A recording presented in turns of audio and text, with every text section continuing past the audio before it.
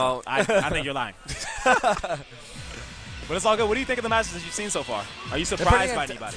They're pretty intense. I wouldn't say surprised. Just more of you don't know who to cheer for sometimes. You're just kind of like watching it and you're like, man, this is intense. You know, you like both players. They're both good players, and you want to make sure that both advance. But in tournament play, sometimes that's just not how it plays out. Absolutely, absolutely. I know Ryujin got eliminated early, and it was kind of a shocker to me. You know what I'm saying? Yeah. Like, you know, he's a strong player. I expected him to be in top 16. He's not. You know, you had Rabies as well. He had a tough bracket to get through. Expected him to be in top 16. He's not. I mean, to me, it's been quite a few surprises, but you know, this is what it's all about. It's competition. And I'm not sure who's playing. I think it's Juss2nyce, and I don't know who the other guy is yet. But Juss2nyce, yeah, it's CrashDummyX. Juss2nyce is the Helena player. CrashDummyX, Zack player. I guess this is official. We're just going on in. Yeah, I think they're just going in on each other. I was watching Juss2nyce's fights earlier, and even when he was playing against Rakudo, it seemed like he was just getting a little nervous. He was just kind of dropping combos. You know him. He's pretty solid player, you know. Yeah. And so I think he was nervous. Absolutely.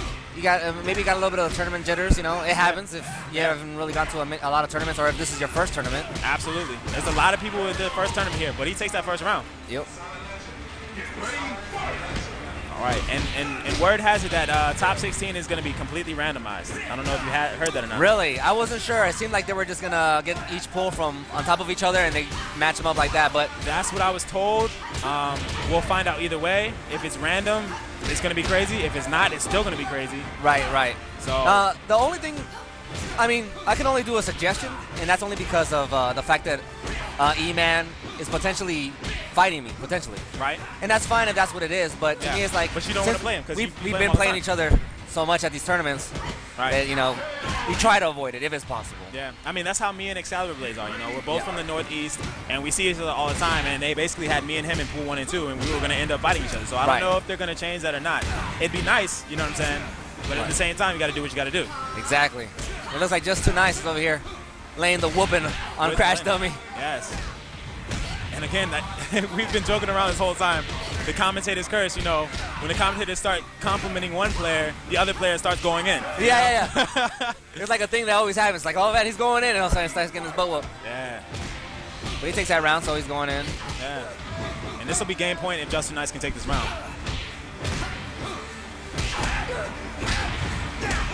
Some of the thing I noticed with some of these players, as you can see, like even Crash Dummy, and I'm not sure if they're just not used to it or whatever, or maybe they're just trying to play the stun game a lot, but it's not necessary to play the stun game that much. Yeah. I mean, you're taking a lot of risks every time.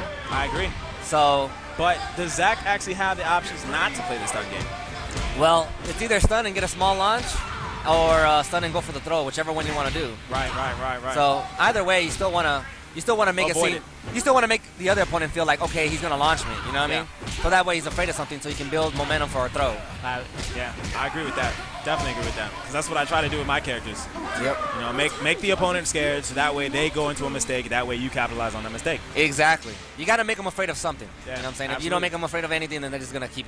They're going to stay on you, or they're going to feel confident throughout the whole match. And especially with your character. Your character has the Azuna drop, which you are very well known for. Yeah. You know? I know you love doing that to people. I know you feel confident as soon as you get that launch. You know, you feel confident about that round. So that's something players have to watch out against, you know? Yeah. And it just kind of comes down to that mentality, you know? Make them scared of something. Like right here, he's going for the launch finally. He's going into the blender. And he doesn't check. He doesn't tech right there. And, you know, that's a little mind game in and of itself right there. It is a little bit, but personally, if I was the Helena player, just personally, I would just tech him every time. I would still go for it because he's still plus either way. Is he? I thought word has it that you're at 0 if you're in open space. Nah, she's like +5 or +6. Really? Yeah. Okay. The data says 0, but it's wrong. It's a lie. All right. Understood. And I'm sure both of us have plenty of Helena experience because you've had to deal with plenty of Helena's, Black Mamba, me with Excalibur Blaze. Yeah. They're a problem. Juss2nyce seems like he's low on health. He was trying to go for that back turn throw, trying to get that extra guaranteed damage. And he hesitated. Let me tell all the players right now watching. Anytime you hesitate, you're going to get hit. Yeah, absolutely. If you hesitate for a second, you're getting hit. That's the key. Don't show any hesitation and have no fear. Just go in. But that's easier said than done, obviously. Right, exactly. But you'll remember this comment when you're playing again. You'll be like, shoot, I was hesitating.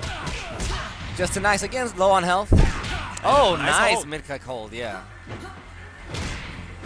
we go. I think he's trying to bait out a hold so he can grab him, but yeah. Oh, another hold.